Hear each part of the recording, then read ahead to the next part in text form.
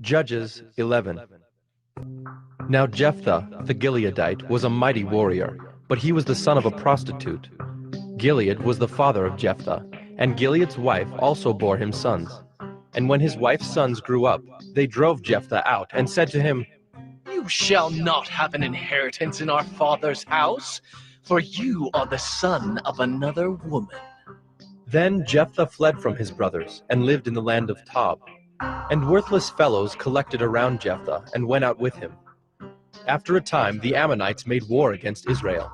And when the Ammonites made war against Israel, the elders of Gilead went to bring Jephthah from the land of Tob.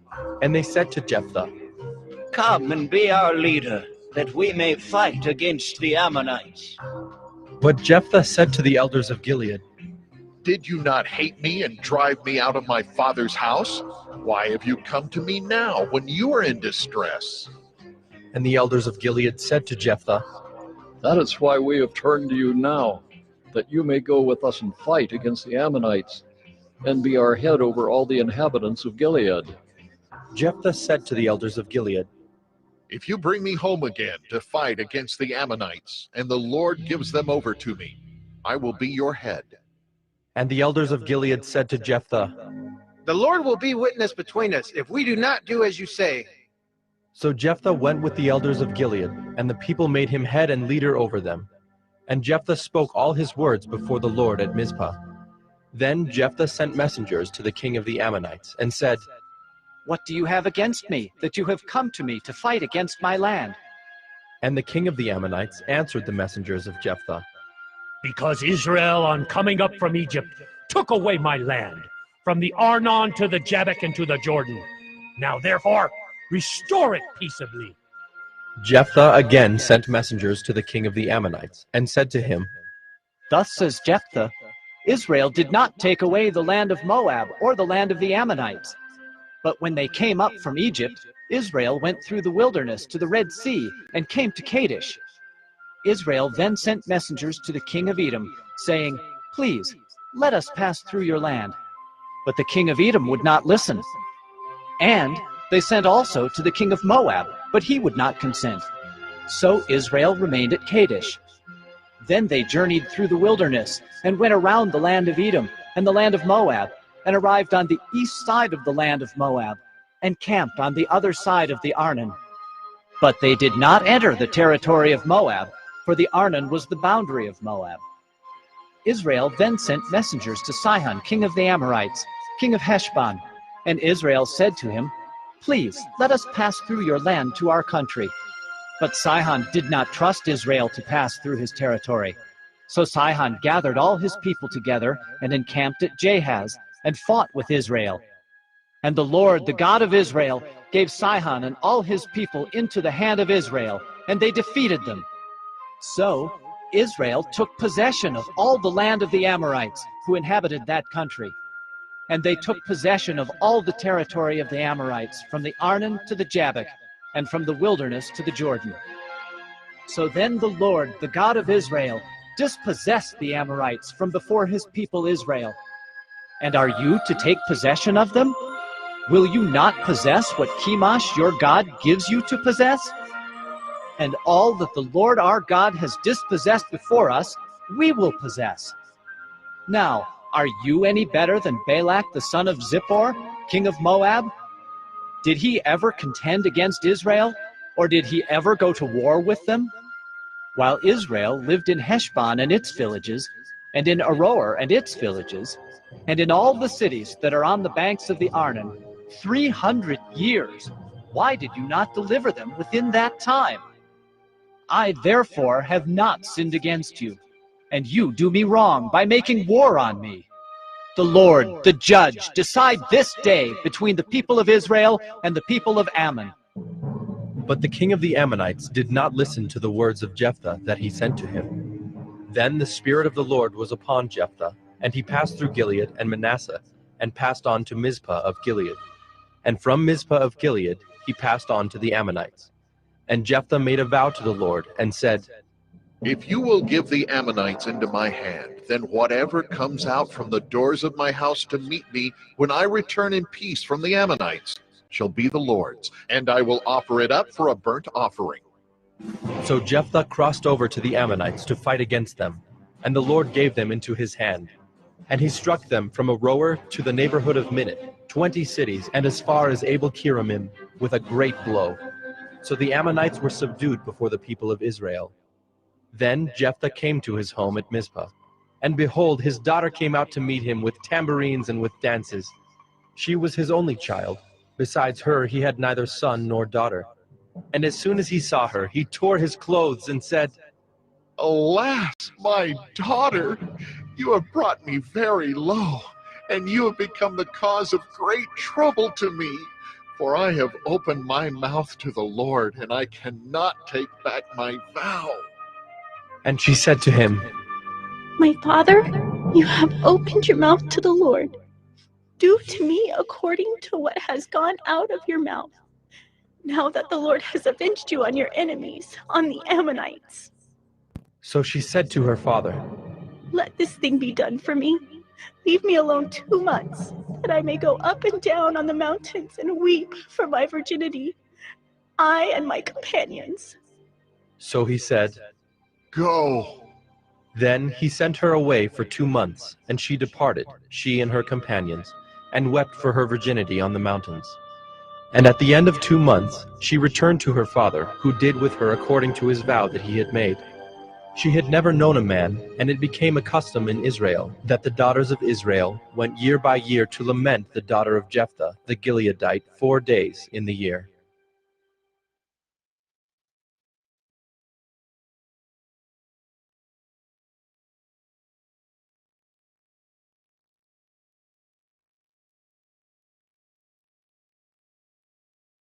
Judges 12. The men of Ephraim were called to arms, and they crossed to Zaphon and said to Jephthah, Why did you cross over to fight against the Ammonites and did not call us to go with you? We will burn your house over you with fire. And Jephthah said to them, I and my people had a great dispute with the Ammonites, and when I called you, you did not save me from their hand. And when I saw that you would not save me, I took my life in my hand and crossed over against the Ammonites, and the Lord gave them into my hand. Why then have you come up to me this day to fight against me? Then Jephthah gathered all the men of Gilead and fought with Ephraim. And the men of Gilead struck Ephraim, because they said, You are fugitives of Ephraim, you Gileadites, in the midst of Ephraim and Manasseh. And the Gileadites captured the fords of the Jordan against the Ephraimites. And when any of the fugitives of Ephraim said, Let me go over, the men of Gilead said to him, Are you an Ephraimite? When he said, No. they said to him, Then say Shibboleth. and he said, Sibboleth. for he could not pronounce it right. Then they seized him and slaughtered him at the fords of the Jordan. At that time, 42,000 of the Ephraimites fell. Jephthah judged Israel 6 years. Then Jephthah the Gileadite died and was buried in his city in Gilead. After him, Ibzan of Bethlehem judged Israel. He had 30 sons, and 30 daughters he gave in marriage outside his clan, and 30 daughters he brought in from outside for his sons. And he judged Israel 7 years. Then Ibzan died and was buried at Bethlehem. After him, Elon the Zebulunite judged Israel, and he judged Israel 10 years. Then Elon the Zebulunite died and was buried at Ajalon in the land of Zebulun. After him, Abdon the son of Hillel the Pirathonite judged Israel. He had 40 sons and 30 grandsons, who rode on 70 donkeys, and he judged Israel 8 years. Then Abdon the son of Hillel the Pirathonite died, and was buried at Pirathon in the land of Ephraim, in the hill country of the Amalekites.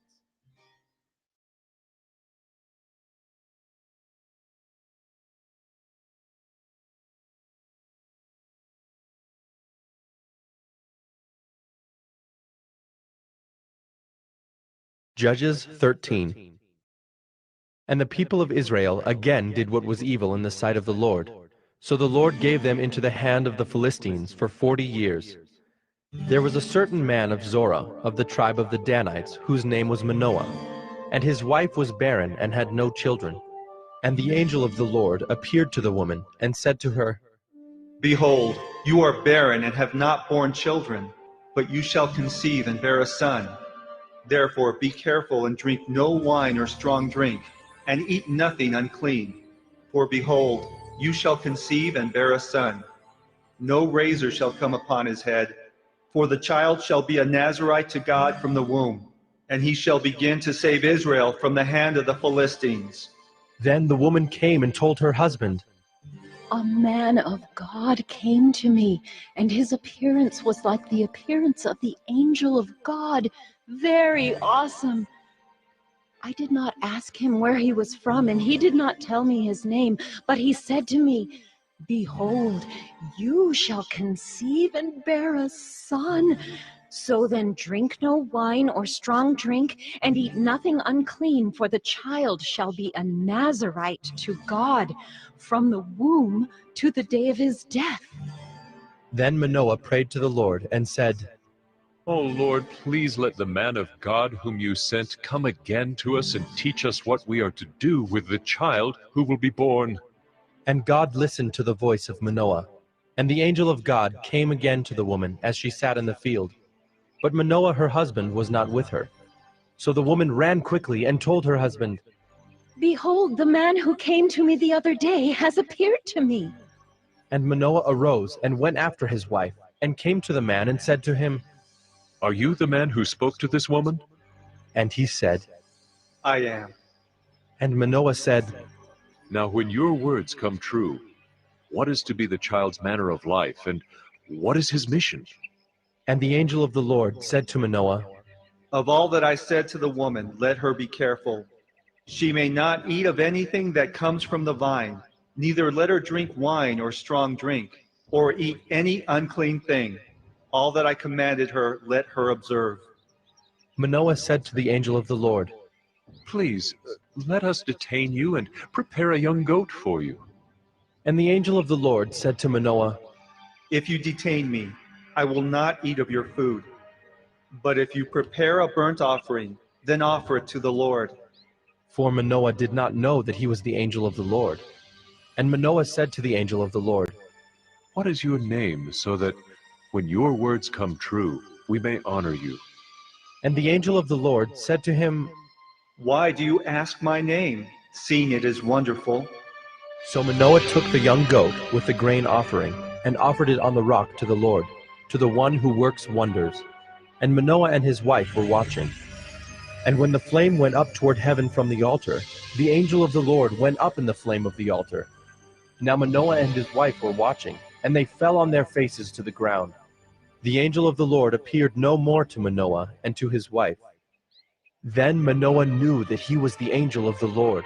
And Manoah said to his wife, We shall surely die, for we have seen God. But his wife said to him, If the Lord had meant to kill us, he would not have accepted a burnt offering and a grain offering at our hands, or shown us all these things, or now announced to us such things as these. And the woman bore a son, and called his name Samson. And the young man grew, and the Lord blessed him. And the Spirit of the Lord began to stir him in Mahanadan, between Zorah and Eshtaol.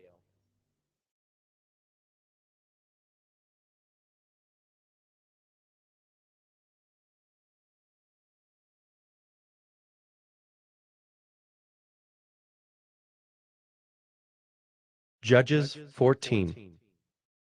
Samson went down to Timnah, and at Timnah he saw one of the daughters of the Philistines. Then he came up and told his father and mother, I saw one of the daughters of the Philistines at Timnah. Now get her for me as my wife. But his father and mother said to him, Is there not a woman among the daughters of your relatives, or among all our people? That you must go to take a wife from the uncircumcised Philistines? But Samson said to his father, Get her for me, for she is right in my eyes. His father and mother did not know that it was from the Lord, for he was seeking an opportunity against the Philistines. At that time the Philistines ruled over Israel. Then Samson went down with his father and mother to Timnah, and they came to the vineyards of Timnah. And behold, a young lion came toward him roaring. Then the Spirit of the Lord rushed upon him, and although he had nothing in his hand, he tore the lion in pieces as one tears a young goat. But he did not tell his father or his mother what he had done. Then he went down and talked with the woman, and she was right in Samson's eyes. After some days he returned to take her, and he turned aside to see the carcass of the lion, and behold, there was a swarm of bees in the body of the lion, and honey. He scraped it out into his hands, and went on, eating as he went. And he came to his father and mother, and gave some to them, and they ate. But he did not tell them that he had scraped the honey from the carcass of the lion. His father went down to the woman, and Samson prepared a feast there, for so the young men used to do. As soon as the people saw him, they brought 30 companions to be with him. And Samson said to them, Let me now put a riddle to you. If you can tell me what it is within the 7 days of the feast, and find it out, then I will give you 30 linen garments and 30 changes of clothes. But if you cannot tell me what it is, then you shall give me 30 linen garments and 30 changes of clothes. And they said to him, Put your riddle that we may hear it. And he said to them, Out of the eater came something to eat. Out of the strong came something sweet. And in 3 days they could not solve the riddle.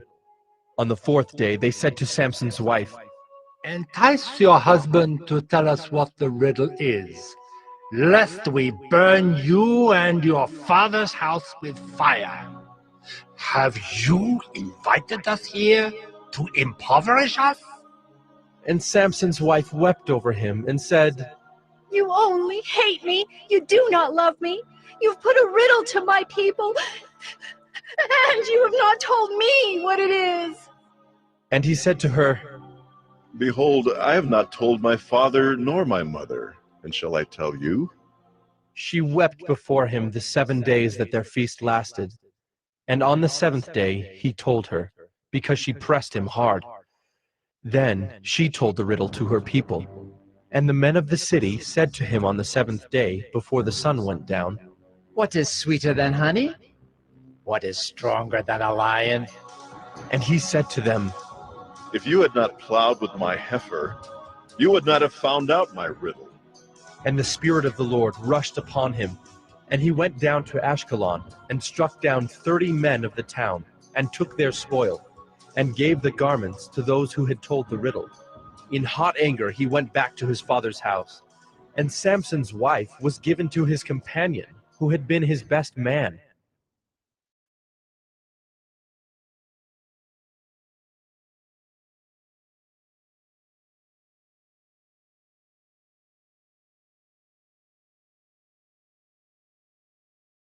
Judges 15. After some days, at the time of wheat harvest, Samson went to visit his wife with a young goat, and he said, I will go into my wife in the chamber. But her father would not allow him to go in. And her father said, I really thought that you utterly hated her, so I gave her to your companion. Is not her younger sister more beautiful than she? Please, take her instead. And Samson said to them, This time I shall be innocent in regard to the Philistines, when I do them harm. So Samson went and caught 300 foxes, and took torches. And he turned them tail to tail, and put a torch between each pair of tails.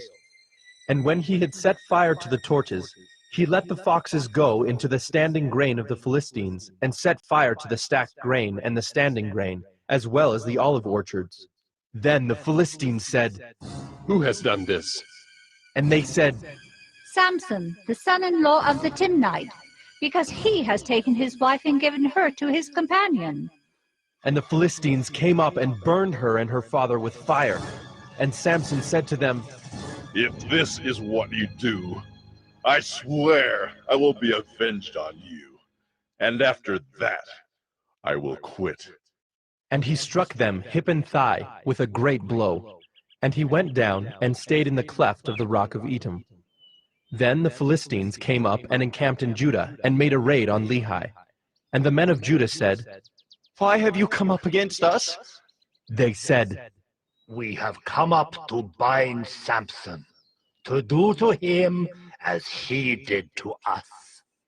Then 3,000 men of Judah went down to the cleft of the rock of Etam, and said to Samson, Do you not know that the Philistines are rulers over us? What then is this that you have done to us? And he said to them, As they did to me, so have I done to them. And they said to him, We have come down to bind you, that we may give you into the hands of the Philistines. And Samson said to them, Swear to me that you will not attack me yourselves. They said to him, No, we will only bind you and give you into their hands. We will surely not kill you. So they bound him with 2 new ropes, and brought him up from the rock. When he came to Lehi, the Philistines came shouting to meet him. Then the Spirit of the Lord rushed upon him, and the ropes that were on his arms became as flax that has caught fire, and his bonds melted off his hands. And he found a fresh jawbone of a donkey, and put out his hand and took it, and with it he struck 1,000 men. And Samson said, With a jawbone of a donkey, heaps upon heaps, with a jawbone of a donkey have I struck down 1,000 men. As soon as he had finished speaking, he threw away the jawbone out of his hand, and that place was called Ramoth Lehi. And he was very thirsty, and he called upon the Lord and said, You have granted this great salvation by the hand of your servant. And shall I now die of thirst and fall into the hands of the uncircumcised? And God split open the hollow place that is at Lehi, and water came out from it. And when he drank, his spirit returned, and he revived. Therefore, the name of it was called En-Hakkore. It is at Lehi to this day. And he judged Israel in the days of the Philistines 20 years.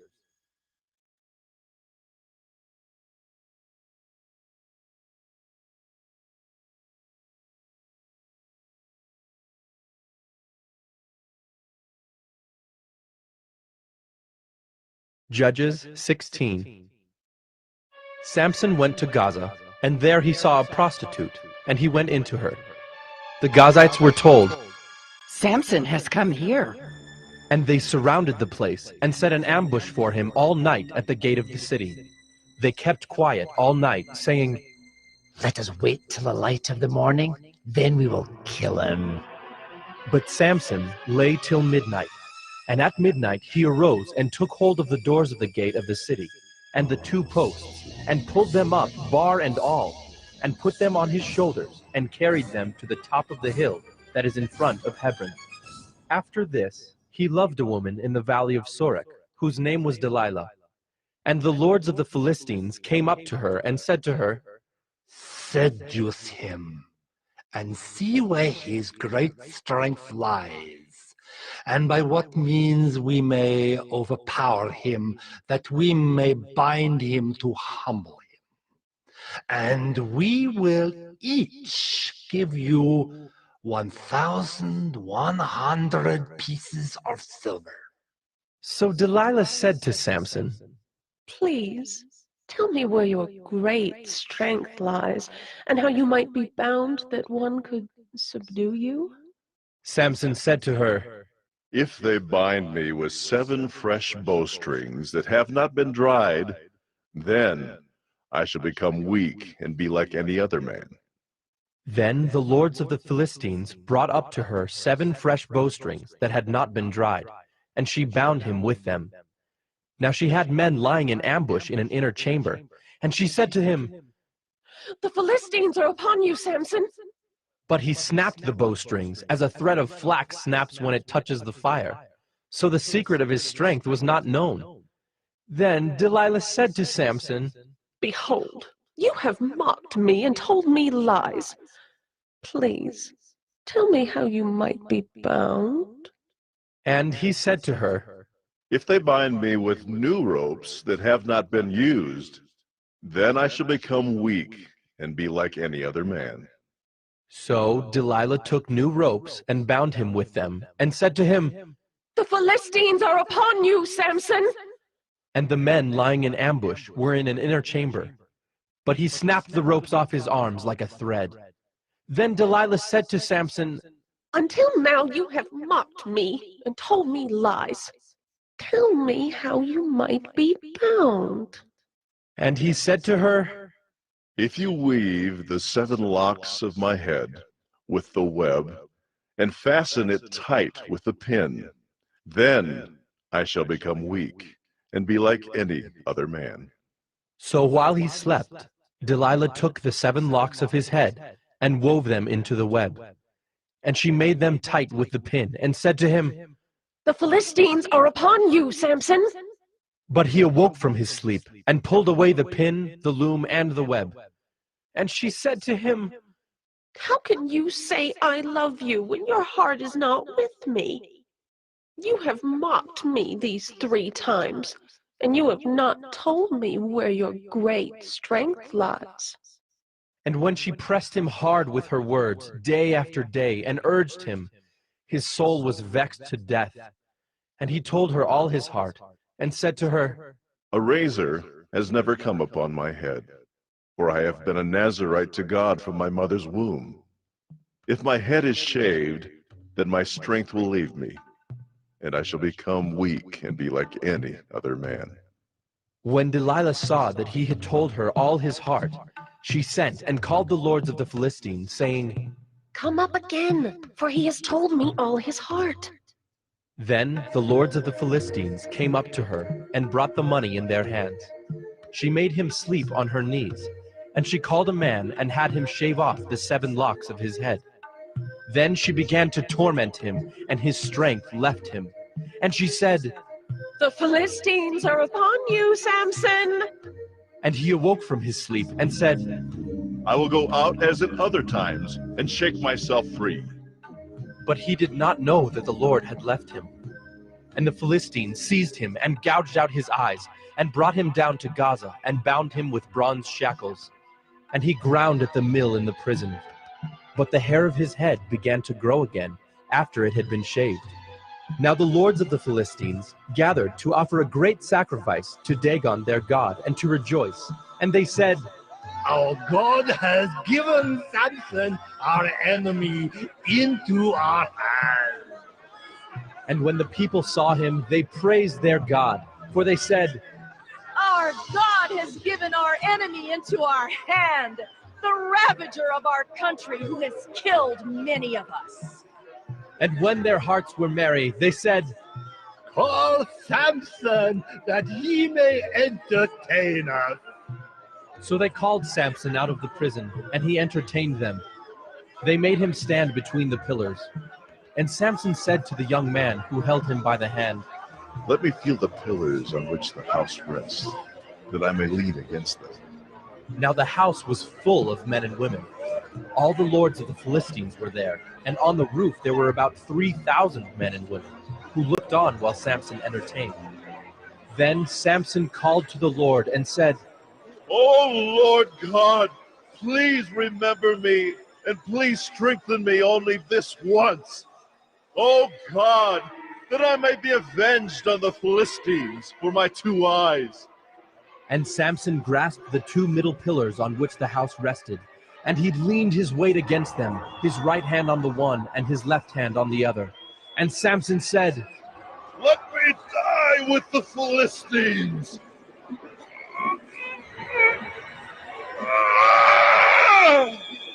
Then he bowed with all his strength, and the house fell upon the lords and upon all the people who were in it. So the dead whom he killed at his death were more than those whom he had killed during his life. Then his brothers and all his family came down and took him and brought him up and buried him between Zorah and Eshtaol in the tomb of Manoah his father. He had judged Israel 20 years.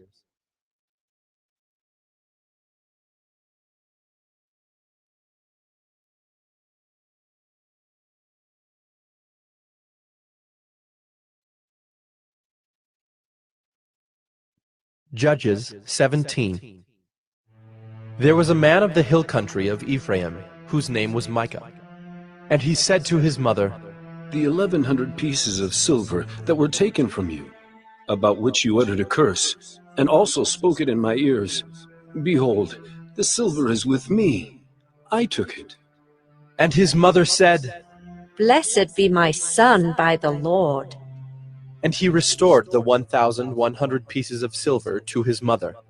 And his mother said, I dedicate the silver to the Lord from my hand for my son, to make a carved image and a metal image. Now therefore I will restore it to you. So when he restored the money to his mother took 200 pieces of silver and gave it to the silversmith, who made it into a carved image and a metal image. And it was in the house of Micah. And the man Micah had a shrine, and he made an ephod and household gods, and ordained one of his sons, who became his priest. In those days there was no king in Israel. Everyone did what was right in his own eyes. Now there was a young man of Bethlehem in Judah, of the family of Judah, who was a Levite, and he sojourned there. And the man departed from the town of Bethlehem in Judah to sojourn where he could find a place. And as he journeyed, he came to the hill country of Ephraim, to the house of Micah. And Micah said to him, Where do you come from? And he said to him, I am a Levite of Bethlehem in Judah, and I'm going to sojourn where I may find a place. And Micah said to him, Stay with me, and be to me a father and a priest, and I will give you 10 pieces of silver a year, and a suit of clothes, and your living. And the Levite went in. And the Levite was content to dwell with the man, and the young man became to him like one of his sons. And Micah ordained the Levite, and the young man became his priest, and was in the house of Micah. Then Micah said, Now I know that the Lord will prosper me, because I have a Levite as priest.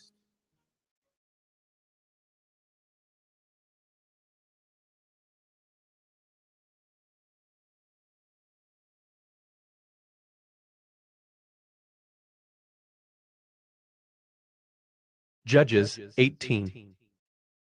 In those days there was no king in Israel, and in those days the tribe of the people of Dan was seeking for itself an inheritance to dwell in, for until then no inheritance among the tribes of Israel had fallen to them. So the people of Dan sent 5 able men from the whole number of their tribe, from Zorah and from Eshtaol, to spy out the land and to explore it. And they said to them, Go and explore the land. And they came to the hill country of Ephraim, to the house of Micah, and lodged there. When they were by the house of Micah, they recognized the voice of the young Levite. And they turned aside and said to him, Who brought you here? What are you doing in this place? What is your business here? And he said to them, This is how Micah dealt with me. He has hired me, and I have become his priest. And they said to him, Inquire of God, please, that we may know whether the journey on which we are setting out will succeed. And the priest said to them, Go in peace. The journey on which you go is under the eye of the Lord. Then the 5 men departed and came to Laish, and saw the people who were there, how they lived in security, after the manner of the Sidonians, quiet and unsuspecting, lacking nothing that is in the earth, and possessing wealth, and how they were far from the Sidonians, and had no dealings with anyone. And when they came to their brothers at Zorah and Eshtaol, their brothers said to them, What do you report? They said, Arise, and let us go up against them, for we have seen the land, and behold, it is very good. And will you do nothing? Do not be slow to go to enter in and possess the land. As soon as you go, you will come to an unsuspecting people. The land is spacious, for God has given it into your hands, a place where there is no lack of anything that is in the earth. So 600 men of the tribe of Dan, armed with weapons of war, set out from Zorah and Eshtaol, and went up and encamped at Kiriath-Jearim in Judah. On this account, that place is called Mahanadan to this day. Behold, it is west of Kiriath-Jearim. And they passed on from there to the hill country of Ephraim, and came to the house of Micah. Then the 5 men who had gone to scout out the country of Laish said to their brothers, Do you know that in these houses there are an ephod, household gods, a carved image, and a metal image? Now therefore consider what you will do. And they turned aside there, and came to the house of the young Levite at the home of Micah, and asked him about his welfare. Now the 600 men of the Danites, armed with their weapons of war, stood by the entrance of the gate. And the 5 men who had gone to scout out the land went up and entered and took the carved image, the ephod, the household gods, and the metal image, while the priests stood by the entrance of the gate with the 600 men armed with weapons of war.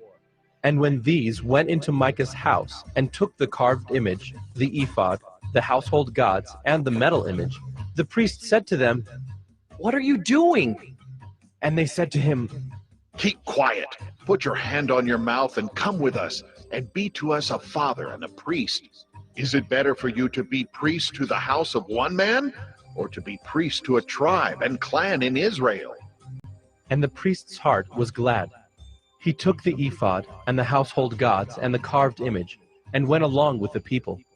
So they turned and departed, putting the little ones and the livestock and the goods in front of them. When they had gone a distance from the home of Micah, the men who were in the houses near Micah's house were called out, and they overtook the people of Dan. And they shouted to the people of Dan, who turned around and said to Micah, "What is the matter with you, that you come with such a company?" And he said, "You take my gods that I made and the priest and go away? And what have I left?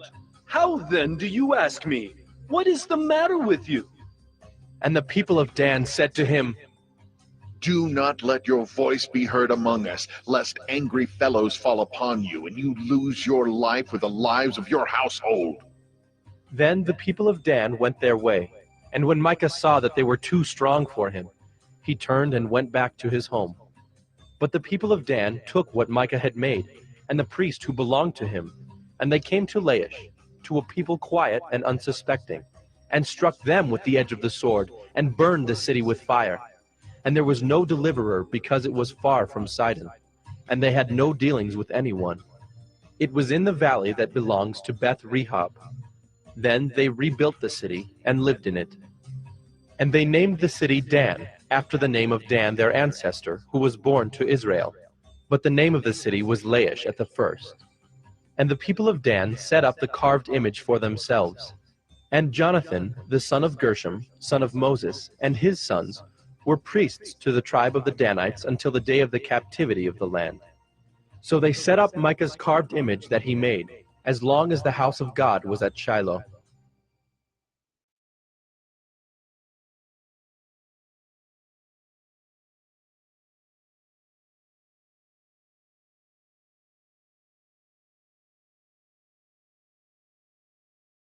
Judges 19. In those days, when there was no king in Israel, a certain Levite was sojourning in the remote parts of the hill country of Ephraim, who took to himself a concubine from Bethlehem in Judah. And his concubine was unfaithful to him, and she went away from him to her father's house at Bethlehem in Judah, and was there some 4 months. Then her husband arose and went after her, to speak kindly to her and bring her back.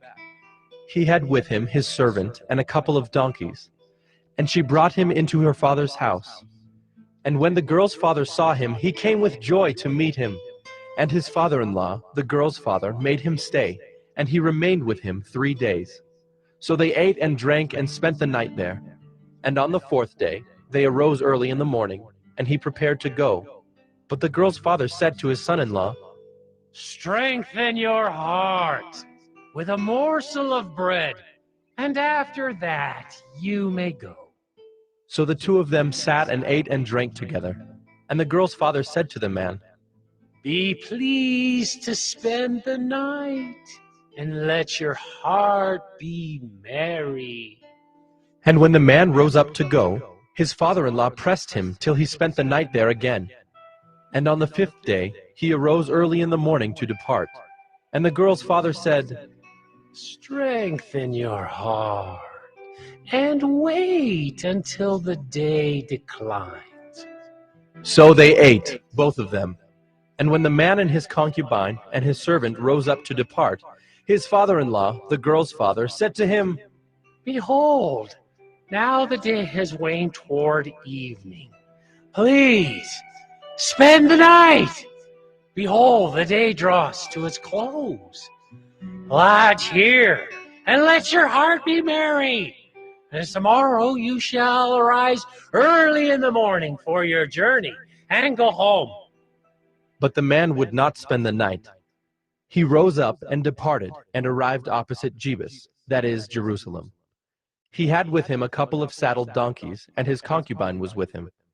When they were near Jebus, the day was nearly over, and the servant said to his master, Come now, let us turn aside to this city of the Jebusites and spend the night in it.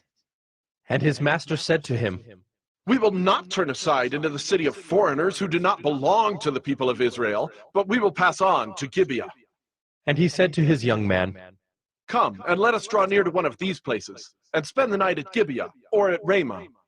So they passed on and went their way. And the sun went down on them near Gibeah, which belongs to Benjamin.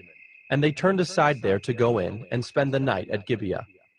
And he went in and sat down in the open square of the city, for no one took them into his house to spend the night. And behold, an old man was coming from his work in the field at evening. The man was from the hill country of Ephraim, and he was sojourning in Gibeah. The men of the place were Benjaminites. And he lifted up his eyes and saw the traveler in the open square of the city. And the old man said, Where are you going, and where do you come from? And he said to him, We are passing from Bethlehem in Judah to the remote parts of the hill country of Ephraim, from which I come. I went to Bethlehem in Judah, and I am going to the house of the Lord, but no one has taken me into his house. We have straw and feed for our donkeys, with bread and wine for me and your female servant and the young man with your servants. There is no lack of anything. And the old man said, Peace be to you. I will care for all your wants, only do not spend the night in the square. So he brought him into his house and gave the donkeys feed. And they washed their feet and ate and drank. As they were making their hearts merry, behold, the men of the city, worthless fellows, surrounded the house, beating on the door. And they said to the old man, the master of the house, Bring out the man who came into your house, that we may know him. And the man, the master of the house, went out to them and said to them, No, my brothers, do not act so wickedly. Since this man has come into my house, do not do this vile thing. Behold, here are my virgin daughter and his concubine. Let me bring them out now. Violate them and do with them what seems good to you. But against this man do not do this outrageous thing. But the men would not listen to him. So the man seized his concubine and made her go out to them. And they knew her and abused her all night until the morning. And as the dawn began to break, they let her go. And as morning appeared, the woman came and fell down at the door of the man's house where her master was, until it was light. And her master rose up in the morning, and when he opened the doors of the house and went out to go on his way, behold, there was his concubine lying at the door of the house, with her hands on the threshold. He said to her, Get up, let us be going. But there was no answer. Then he put her on the donkey, and the man rose up and went away to his home. And when he entered his house, he took a knife, and taking hold of his concubine, he divided her limb by limb into 12 pieces, and sent her throughout all the territory of Israel. And all who saw it said, Such a thing has never happened or been seen from the day that the people of Israel came up out of the land of Egypt until this day. Consider it, take counsel, and speak.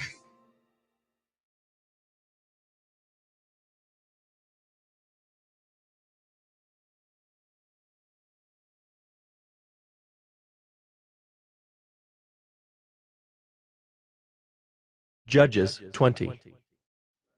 Then all the people of Israel came out from Dan to Beersheba, including the land of Gilead, and the congregation assembled as one man to the Lord at Mizpah. And the chiefs of all the people, of all the tribes of Israel, presented themselves in the assembly of the people of God, 400,000 men on foot that drew the sword. Now the people of Benjamin heard that the people of Israel had gone up to Mizpah. And the people of Israel said, Tell us, how did this evil happen? And the Levite, the husband of the woman who was murdered, answered and said, I came to Gibeah that belongs to Benjamin, I and my concubine to spend the night. And the leaders of Gibeah rose against me and surrounded the house against me by night. They meant to kill me, and they violated my concubine, and she is dead. So I took hold of my concubine and cut her in pieces, and sent her throughout all the country of the inheritance of Israel, for they have committed abomination and outrage in Israel. Behold, you people of Israel, all of you, give your advice and counsel here. And all the people arose as one man, saying, None of us will go to his tent, and none of us will return to his house. But now, this is what we will do to Gibeah. We will go up against it by lot, and we will take 10 men of 100 throughout all the tribes of Israel, and 100 of 1,000, and 1,000 of 10,000, to bring provisions for the people, that when they come, they may repay Gibeah of Benjamin for all the outrage that they have committed in Israel. So all the men of Israel gathered against the city, united as one man. And the tribes of Israel sent men through all the tribe of Benjamin, saying, What evil is this that has taken place among you? Now therefore give up the men, the worthless fellows in Gibeah, that we may put them to death and purge evil from Israel. But the Benjaminites would not listen to the voice of their brothers, the people of Israel. Then the people of Benjamin came together out of the cities to Gibeah to go out to battle against the people of Israel. And the people of Benjamin mustered out of their cities on that day 26,000 men who drew the sword, besides the inhabitants of Gibeah, who mustered 700 chosen men. Among all these were 700 chosen men who were left-handed. Every one could sling a stone at a hair and not miss. And the men of Israel, apart from Benjamin, mustered 400,000 men who drew the sword. All these were men of war. The people of Israel arose and went up to Bethel and inquired of God, Who shall go up first for us to fight against the people of Benjamin? And the Lord said, Judah shall go up first. Then the people of Israel rose in the morning and encamped against Gibeah. And the men of Israel went out to fight against Benjamin. And the men of Israel drew up the battle line against them at Gibeah. The people of Benjamin came out of Gibeah and destroyed on that day 22,000 men of the Israelites. But the people, the men of Israel, took courage, and again formed the battle line in the same place where they had formed it on the first day. And the people of Israel went up and wept before the Lord until the evening.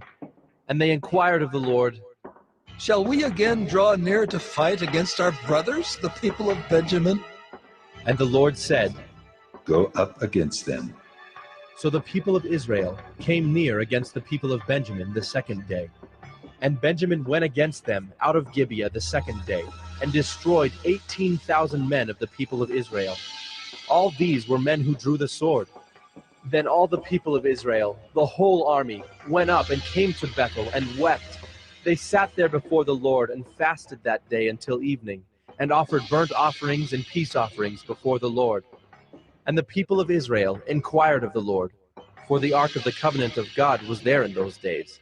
And Phinehas, the son of Eleazar, son of Aaron, ministered before it in those days, saying, Shall we go out once more to battle against our brothers, the people of Benjamin, or shall we cease? And the Lord said, Go up, for tomorrow I will give them into your hand. So Israel sent men in ambush around Gibeah.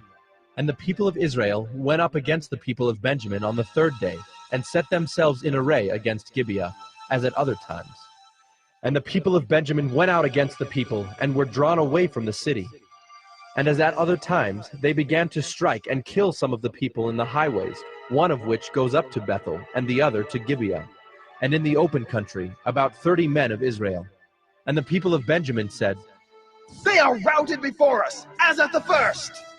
But the people of Israel said, Let us flee and draw them away from the city to the highways. And all the men of Israel rose up out of their place and set themselves in array at Baal Tamar. And the men of Israel who were in ambush rushed out of their place from Mearagibah. And there came against Gibeah 10,000 chosen men out of all Israel. And the battle was hard, but the Benjaminites did not know that disaster was close upon them.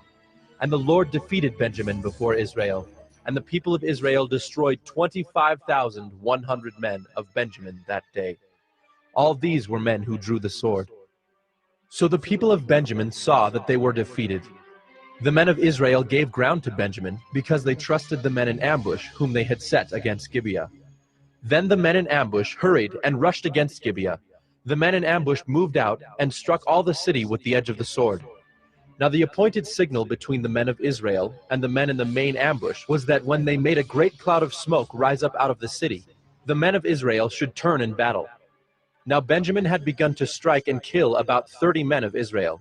They said, "Surely they are defeated before us, as in the first battle." But when the signal began to rise out of the city in a column of smoke, the Benjaminites looked behind them, and behold, the whole of the city went up in smoke to heaven. Then the men of Israel turned, and the men of Benjamin were dismayed, for they saw that disaster was close upon them. Therefore they turned their backs before the men of Israel in the direction of the wilderness, but the battle overtook them. And those who came out of the cities were destroying them in their midst. Surrounding the Benjaminites, they pursued them and trod them down from Noah as far as opposite Gibeah on the east. 18,000 men of Benjamin fell, all of them men of valor. And they turned and fled toward the wilderness, to the rock of Rimmon. 5,000 men of them were cut down in the highways, and they were pursued hard to Gidom, and 2,000 men of them were struck down. So all who fell that day of Benjamin were 25,000 men who drew the sword, all of them men of valor. But 600 men turned and fled toward the wilderness to the rock of Rimmon, and remained at the rock of Rimmon 4 months. And the men of Israel turned back against the people of Benjamin, and struck them with the edge of the sword, the city, men and beasts, and all that they found. And all the towns that they found they set on fire.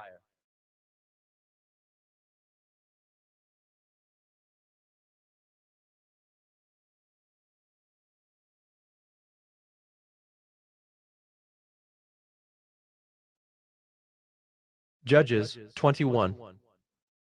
Now the men of Israel had sworn at Mizpah, "No one of us shall give his daughter in marriage to Benjamin." And the people came to Bethel, and sat there till evening before God. And they lifted up their voices and wept bitterly. And they said, "O Lord, the God of Israel, why has this happened in Israel, that today there should be one tribe lacking in Israel?" And the next day the people rose early and built there an altar, and offered burnt offerings and peace offerings. And the people of Israel said, "Which of all the tribes of Israel did not come up in the assembly to the Lord?" For they had taken a great oath concerning him who did not come up to the Lord to Mizpah, saying, "He shall surely be put to death." And the people of Israel had compassion for Benjamin their brother, and said, "One tribe is cut off from Israel this day. What shall we do for wives for those who are left? Since we have sworn by the Lord that we will not give them any of our daughters for wives." And they said, "What one is there of the tribes of Israel that did not come up to the Lord to Mizpah?" And behold, no one had come to the camp from Jabesh Gilead to the assembly. For when the people were mustered, behold, not one of the inhabitants of Jabesh Gilead was there. So the congregation sent 12,000 of their bravest men there, and commanded them, "Go and strike the inhabitants of Jabesh Gilead with the edge of the sword, also the women and the little ones. This is what you shall do. Every male and every woman that has lain with a male you shall devote to destruction." And they found among the inhabitants of Jabesh Gilead 400 young virgins, who had not known a man by lying with him. And they brought them to the camp at Shiloh, which is in the land of Canaan. Then the whole congregation sent word to the people of Benjamin who were at the rock of Rimmon, and proclaimed peace to them. And Benjamin returned at that time. And they gave them the women whom they had saved alive of the women of Jabesh Gilead. But they were not enough for them. And the people had compassion on Benjamin, because the Lord had made a breach in the tribes of Israel. Then the elders of the congregation said, "What shall we do for wives for those who are left, since the women are destroyed out of Benjamin?" And they said, "There must be an inheritance for the survivors of Benjamin, that a tribe not be blotted out from Israel. Yet we cannot give them wives from our daughters." For the people of Israel had sworn. "Cursed be he who gives a wife to Benjamin." So they said, "Behold, there is the yearly feast of the Lord at Shiloh, which is north of Bethel, on the east of the highway that goes up from Bethel to Shechem and south of Labonah." And they commanded the people of Benjamin, saying, "Go and lie in ambush in the vineyards, and watch. If the daughters of Shiloh come out to dance in the dances, then come out of the vineyards and snatch each man his wife from the daughters of Shiloh, and go to the land of Benjamin. And when their fathers or their brothers come to complain to us, we will say to them, grant them graciously to us, because we did not take for each man of them his wife in battle, neither did you give them to them, else you would now be guilty. And the people of Benjamin did so, and took their wives, according to their number, from the dancers whom they carried off. Then they went and returned to their inheritance, and rebuilt the towns and lived in them. And the people of Israel departed from there at that time, every man to his tribe and family, and they went out from there, every man to his inheritance. In those days there was no king in Israel. Everyone did what was right in his own eyes.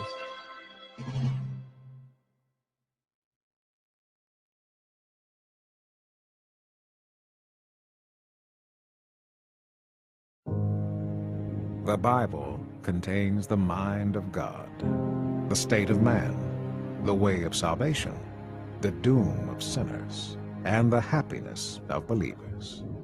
Its doctrines are holy, its precepts are binding, its stories are true, and its decisions are immutable. Read it to be wise, believe it to be safe, and practice it to be holy.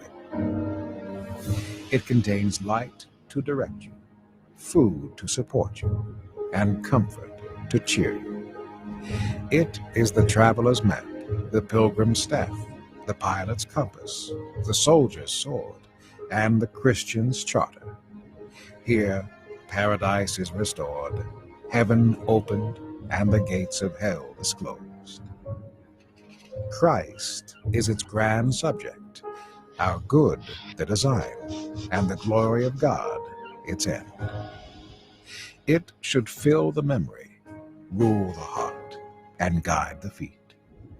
Read it slowly, frequently, and prayerfully. It is a mine of wealth, health to the soul, and a river of pleasure. It involves the highest responsibility, will reward the greatest labor, and will condemn all who trifle with its sacred contents. Pray it in, read it through, live it out, and pass it on.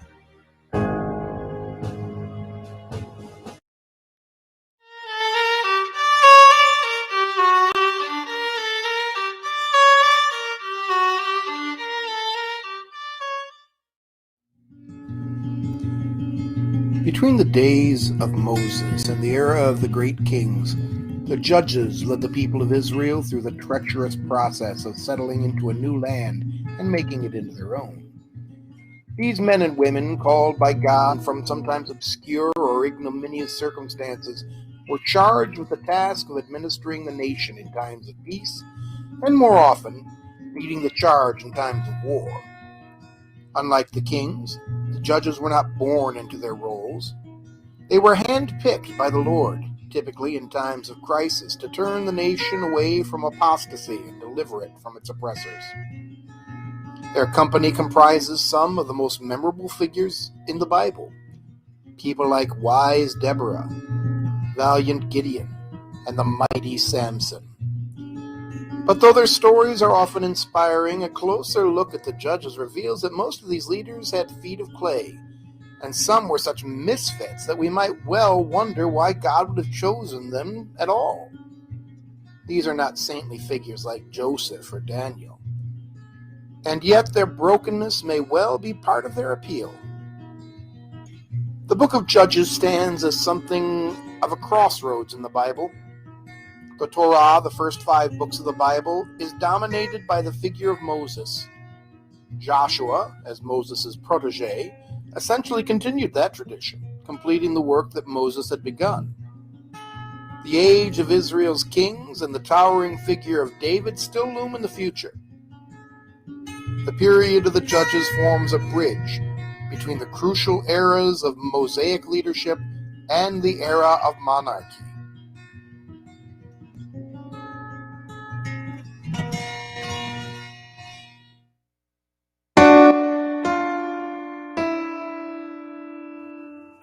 But the book of Judges isn't simply a chronology of that interim era.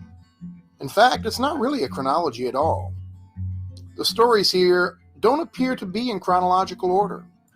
One of the last stories told in the book quite clearly happened near the beginning of the Judges era. It's possible that some of these stories told here actually overlapped in time, occurring in different regions of the land.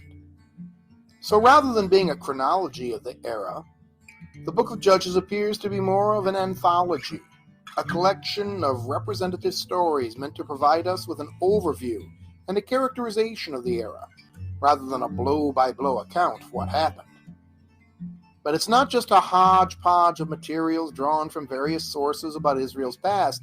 It's a carefully constructed work of literature designed to drive home some important lessons to a nation in turmoil.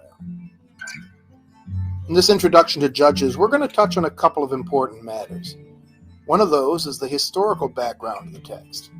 When and how did the events described here occur? What is the political situation? What is Israelite society like in these days? Who are these enemies described in the book? What is their relationship to the fledgling Israelite nation? These are some of the questions that biblical scholars and archaeologists have been kicking around for the last century or so. Another significant aspect of this book is its literary character. As an anthology, the book of Judges consists of a collection of stories that probably originated in various places and maybe circulated independently before they were finally assembled into a book of the Bible. What were the natures of the original stories? What literary devices have the authors employed, making their stories interesting and meaningful? Who assembled them into a book? How much of this book's message is the product of the original stories, and how much is the work of the editors who assembled it? There is yet another important aspect of this text, and that's its theological message, but we'll be saving that topic for another lecture. But for now, we do need to note that this book isn't designed primarily to fill our gaps about Israelite history. Its primary purpose is to tell us about Israel's relationship with God. Bearing this fact in mind will help us to avoid getting sidetracked into matters that the narrators didn't care to address.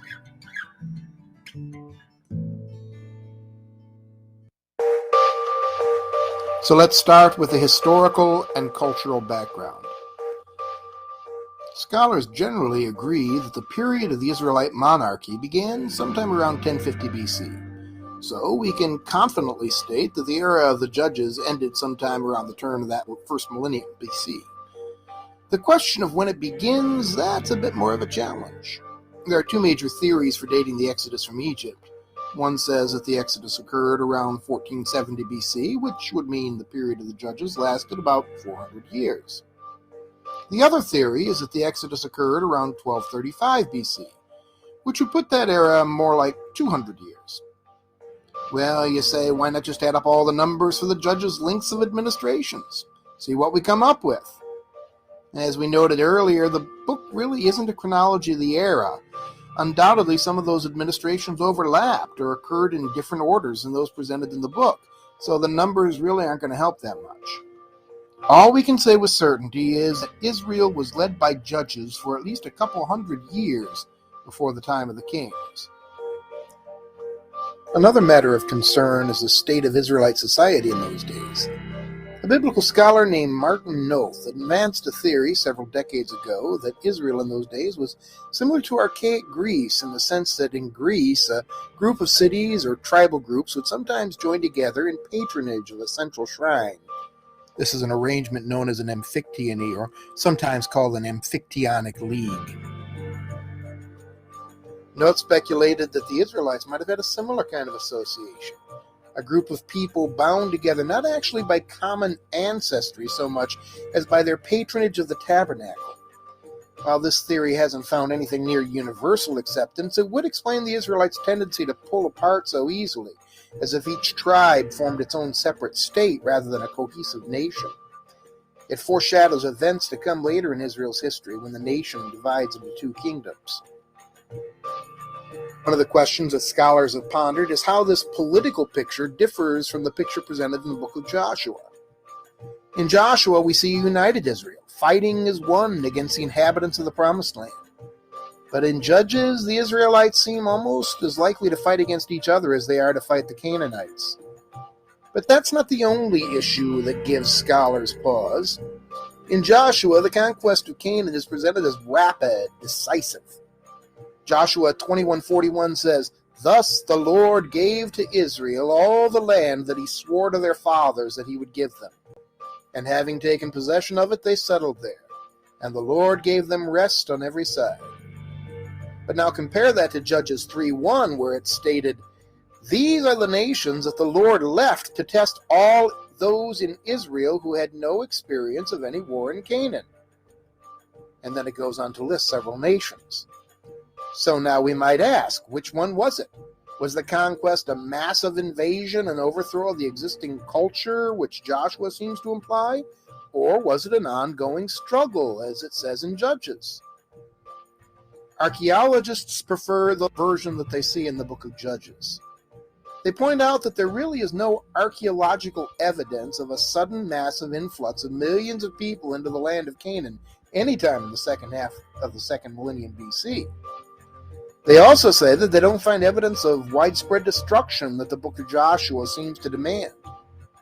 On the other hand, a careful reading of Joshua indicates that the conquest wasn't necessarily characterized by massive destruction. Only a few cities were completely destroyed by Israel, and others were simply taken over and the present inhabitants pushed out. Nonetheless, it does seem apparent that the book of Joshua compresses events that occurred over a long period of time into a fairly short literary framework, while Judges spreads the events out and gives more of a real prolonged struggle between the native Canaanites and their incoming Israelites.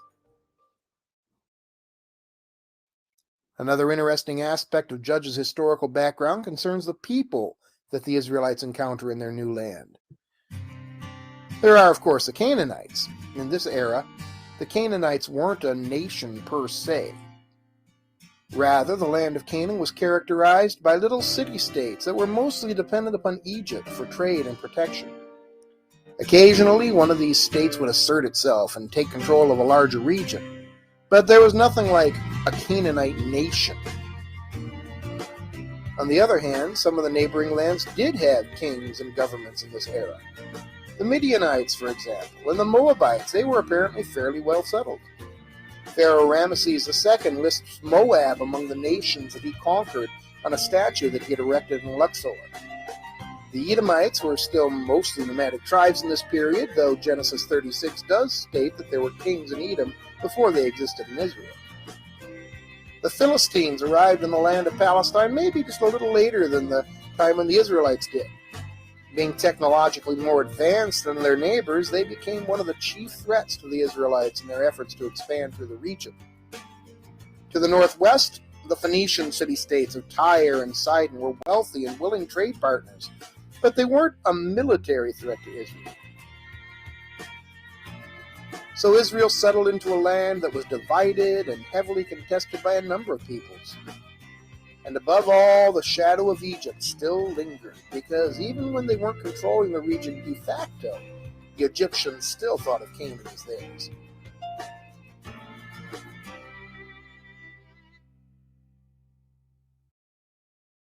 Now, all of this political intrigue sets the stage for the literary complexity of the book of Judges. Each of these stories originated in its own context. Each one forms a self-contained unit that could be told all by itself as an entertaining hero tale. But the way they've been assembled in this book, the way they form an ongoing narrative, clearly this is not merely an accident, but is a design. The composer has selected these stories and joined them together in a way that makes each case appear more desperate than the last. It's not just that Israel keeps choosing to do the wrong things. They grow egregiously more wicked through the course of the narrative, until our narrator puts a bow on the whole sordid mess with the laconic observation, "There was no king in Israel in those days. Everyone did what was right in his own eyes." There's really no telling when the original stories of the people like Ehud and Deborah and Samson were first composed. But we're on a little firmer footing when we ask the question of how they got edited together into the book of Judges. Now, don't get me wrong, like most of the Old Testament, the book of Judges is anonymous. Traditionally, it was attributed to the prophet Samuel, who also happens to be the last of the judges. Nowadays, however, a new theory has replaced the traditional understanding and is gaining fairly wide acceptance. Today, most scholars believe that the book of Judges was composed in a few stages by a person or persons known as a Deuteronomist. This theory, like the theory of the Amphictyonic League, originated with Martin Note, and it was modified by the Harvard scholar Frank Moore Cross. Note argued that Joshua, Judges, Samuel, and Kings were composed during the Babylonian exile to explain the fall of Judah. When you think of it, here it is, a nation which believes that its God is the sole creator of heaven and earth, and that this God had chosen to dwell in Jerusalem. But now their nation was in captivity. Jerusalem and the temple of the Lord had been destroyed. You can imagine that could have resulted in quite a crisis of faith among the people of Judah. The Deuteronomistic history, it was argued, was composed to demonstrate that God had not failed his people. Rather, it was the people who had failed God. There's a good deal of evidence for this theory. First of all, there's the fact that Joshua through 2 Kings forms a fairly continuous story with several recurring central themes. Some of these themes are clearly derived from ideas presented in the book of Deuteronomy. Therefore, we have this name Deuteronomistic history. The main idea here is that if Israel rejects the laws of the Lord and goes off to worship other gods, the Lord will punish them by giving their enemies victory over them. Ultimately, if Israel utterly refuses to obey, God will punish the nation by removing it from its land and sending it into exile, which is, of course, precisely what happened in the Babylonian exile. In 1968, Frank Moore Cross modified the Deuteronomistic hypothesis by proposing that the work was initially composed during the time of King Josiah to support his reform programs. It was then modified later during the Babylonian exile to reflect the new circumstances. This is called the double redaction theory of the Deuteronomistic history. Now, not all scholars have completely bought into the validity of this hypothesis, and the idea that the book of Judges went through only 2 redactions is pretty much universally rejected. Most scholars believe it was quite a bit more complicated than that. Nonetheless, the idea that the text was substantially formed during the Babylonian exile seems quite secure. Each of these episodes drives home the idea of God's sovereignty, of human culpability, and of supernatural grace. The failures of Israel in these episodes parallel the failures that the nation experiences in its later history. Though Israel thoroughly earned God's judgment, God chose again and again to forgive his people, to discipline them, and to deliver them from their oppressors. The book of Judges serves as a beacon of hope to a people who have been conquered, humiliated, and subjugated by a pagan power. Their punishment had been well earned, but their God was abundantly merciful.